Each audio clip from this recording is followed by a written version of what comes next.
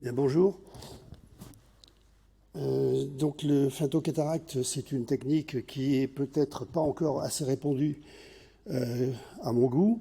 Pour ma part, je la pratique depuis plusieurs années, environ 7 à 8 ans, et petit à petit, j'en fais de plus en plus. Donc là, j'ai voulu aujourd'hui vous montrer, pour vous encourager à vous y intéresser, quelques cas plus particuliers qui relèvent d'une véritable indication.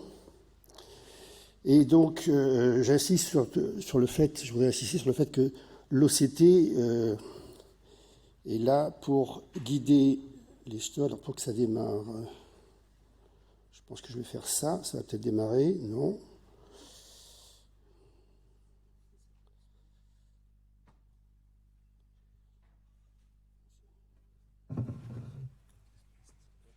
Arrivé, voilà. Donc, je voudrais vous montrer 3 cas particuliers. C'est un peu sensible, excusez-moi, mais voilà, ça devrait démarrer.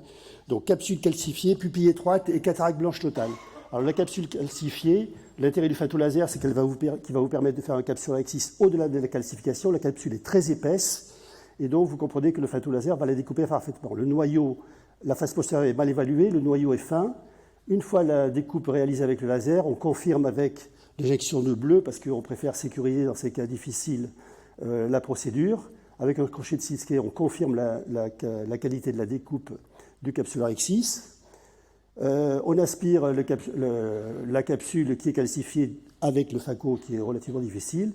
Et après, on s'attaque au noyau dont la découpe est facilitée par les incisions réalisées préalablement avec le femtocataracte.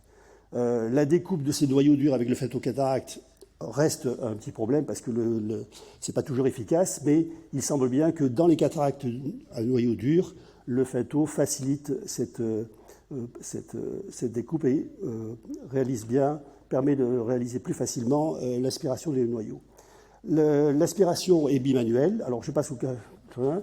Les pupilles étroites, dans le but d'obtenir une pupille avec un sphincter intègre, lorsque la pupille est étroite, le femto permet de réaliser un capsulorhexis dans une pupille étroite et bien sûr l'extraction du noyau est facilitée par la découpe préalable au femtolaser du noyau puisque les incisions vont vous permettre de casser plus facilement le noyau et de sortir les fragments par une pupille étroite sans utiliser les crochets et donc sans traumatiser le sphincter aérien, ce qui est toujours préférable.